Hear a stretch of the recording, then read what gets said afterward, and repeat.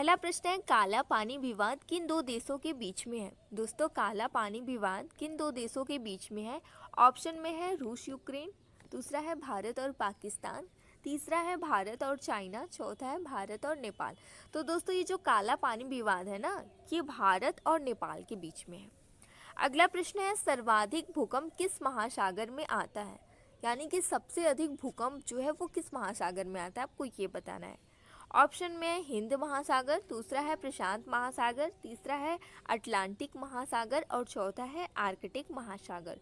तो दोस्तों, सबसे अधिक भूकंप जो है ना वो प्रशांत महासागर में आता है और प्रशांत महासागर में ही सबसे गहरा गर्त है जिसे मेरियाना गर्त कहते हैं। ये भी एग्जाम में काफ़ी ज़्यादा पूछा जाता है। अगला प्रश्न है, वो कौन सी नदी है जो अपना जल किसी भी सागर में नहीं गिराती है। वो कौन सी नदी है जो अपना जल किसी भी सागर में नहीं गिराती है। ऑप्शन है गंगा नदी, दूसरा है ब्रह्मपुत्र नदी, तीसरा है लूनी नदी और चौथा है कोसी नदी। तो दोस्तों, जो अपना जल महासागर सागर में नहीं गिराती है वो नदी है लूनी नदी और कोसी नदी। ये सबसे ज़्यादा मार्ग बदलने वाली नदी है कोसी नदी। अगला प्रश्न है, लिखित संविधान की अवधारणा सबसे पहले किस देश ने पेश की। लिखित संविधान की अवधारणा को पेश करने वाला पहला देश कौन सा है। जिसके ऑप्शन है अमेरिका, फ्रांस, ऑस्ट्रेलिया और दक्षिण अफ्रीका। तो दोस्तों, लिखित संविधान की अवधारणा को पेश करने वाला पहला देश है फ्रांस। अमेरिका से क्या क्या लिया गया है, तो अमेरिका का संविधान सबसे पुराना संविधान है। यहाँ के संविधान से महाभियोग की प्रक्रिया जो कि बहुत ही महत्वपूर्ण है, मौलिक अधिकार, ये सभी अमेरिका के संविधान से, और भी बहुत सारे लिए गए हैं लेकिन ये आप इतना याद रखिएगा, ये इम्पॉर्टेंट है, अमेरिका के संविधान से लिए गए हैं। ऑस्ट्रेलिया के संविधान से समवर्ती सूची, प्रस्तावना की भाषा, केंद्र और राज्य के बीच जो संबंध होते हैं वो सभी को ऑस्ट्रेलिया से लिया गया है।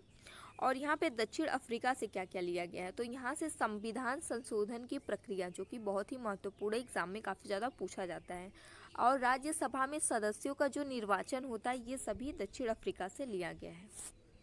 अगला प्रश्न है, ग्रीन हाउस प्रभाव के लिए सबसे उत्तरदायी गैस कौन सी है। ग्रीन हाउस प्रभाव के लिए सबसे उत्तरदायी गैस कौन सी है। दोस्तों, यहाँ पे होना चाहिए कि ग्रीन हाउस प्रभाव के लिए निम्न में से सबसे उत्तरदायी गैस कौन सी है।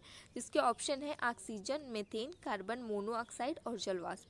दोस्तों, ये ग्रीन हाउस प्रभाव जो है क्या है, तो ये जो ग्रीन हाउस प्रभाव एक प्राकृतिक घटना है। सूर्य से प्रकाश जब धरती पर आता है तो उसमें बहुत सारी ऊर्जा रहती है। तो जब सूर्य से मतलब कि धरती पर प्रकाश आता है तो वातावरण को गर्म करता है, जिससे पौधे अपना भोजन भी बनाते हैं, तो धीरे धीरे उससे गर्मी बढ़ती है। दोस्तों, जब मतलब कि जो कार्बन डाइऑक्साइड है, इस जो उत्तरदायी गैसें हैं, जैसे कि कौन कौन सी गैसें उत्तरदायी हैं, इसमें कार्बन डाइऑक्साइड है, जलवाष्प है, नाइट्रस ऑक्साइड है, मीथेन है, ओजोन है। ये सभी गैसें जो प्रकाश आता है इसे वापस नहीं जाने देती हैं, यहीं पर रोक लेती हैं, इसीलिए वातावरण ज़्यादा गर्म होने लगता है। इसी को कहते हैं ग्रीन हाउस प्रभाव। ठीक है, तो इसी को ग्रीन हाउस प्रभाव कहते हैं। इससे बहुत सारे नुकसान होते हैं, गर्मी बहुत ज़्यादा बढ़ने लगती है, बर्फ़ पिघलने लगती है और भी बहुत सारे जो दुष्प्रभाव देखने को मिलते हैं। तो दोस्तों, ग्रीन हाउस प्रभाव मतलब कि ग्रीन हाउस इफेक्ट में जो सबसे उत्तरदायी गैस है इन चारों ऑप्शन में वो है जलवाष्प, और इसके बाद कार्बन डाइऑक्साइड भी सबसे ज़्यादा उत्तरदायी गैस है ग्रीन हाउस प्रभाव के लिए। अगला प्रश्न है, भोपाल गैस त्रासदी में किन गैस का रिसाव हुआ था। भोपाल गैस त्रासदी में किन गैस का रिसाव हुआ था। Methane, helium, methyl isocyanate, carbon dioxide. दोस्तों, भोपाल गैस त्रासदी जो कि 2 दिसंबर 1984 को भोपाल की कंपनी में हुई थी, इसमें एक बहुत ही खतरनाक गैस का रिसाव हुआ था जिससे बहुत सारे लोग मारे गए थे। उस गैस का नाम था मिसाइल आइसोसाइनेट। दोस्तों, ये बहुत ही महत्वपूर्ण क्वेश्चन है, मोस्ट इम्पॉर्टेंट क्वेश्चन है, क्योंकि अभी रसिया और यूक्रेन का युद्ध चल रहा है।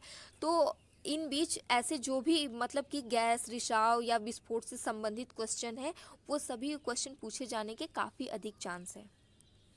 अगला प्रश्न है, ग्रीन गोल्ड क्रांति किससे संबंधित है। ग्रीन गोल्ड क्रांति किससे संबंधित है। ऑप्शन है चाय उत्पादन, दूसरा है कपास उत्पादन, तीसरा है बांस उत्पादन या फिर केसर उत्पादन।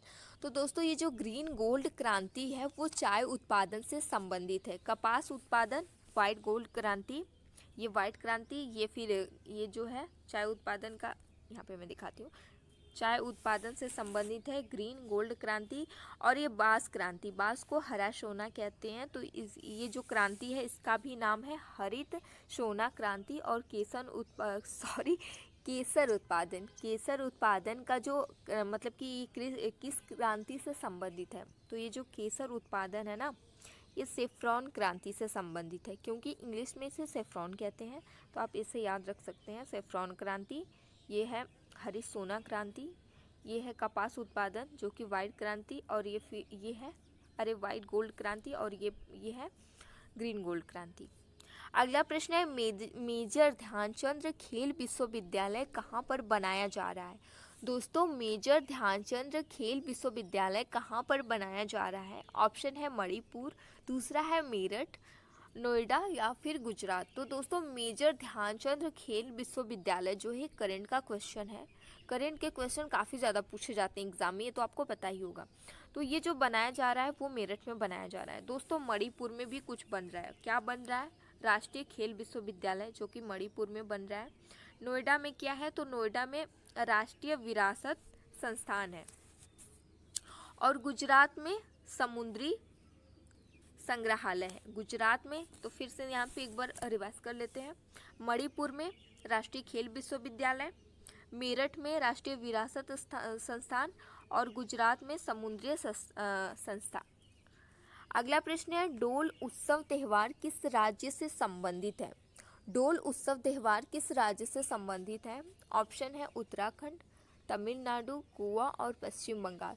तो दोस्तों, ये जो डोल उत्सव है ना, ये पश्चिम बंगाल से संबंधित है। उत्तराखंड में कौन सा त्यौहार होता है? तो यहाँ पे हरेला पर्व मनाया जाता है, और छत्तीसगढ़ में हरेली पर्व मनाया जाता है। तमिलनाडु में थाईपूसम त्यौहार मनाया जाता है, जिसमें पीले कपड़ों को वरीता दी जाती है।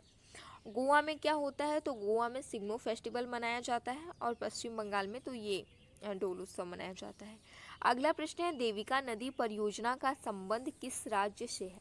देविका नदी परियोजना का संबंध किस राज्य से है? ऑप्शन है पश्चिम बंगाल, गोवा, जम्मू कश्मीर और गुजरात। तो दोस्तों, देविका नदी परियोजना, इसका संबंध जो है वो जम्मू कश्मीर से है।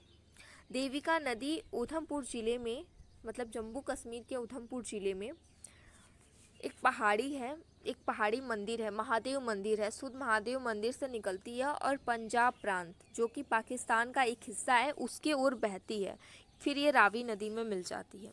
तो ये देविका नदी परियोजना जो है वो जम्मू कश्मीर में है।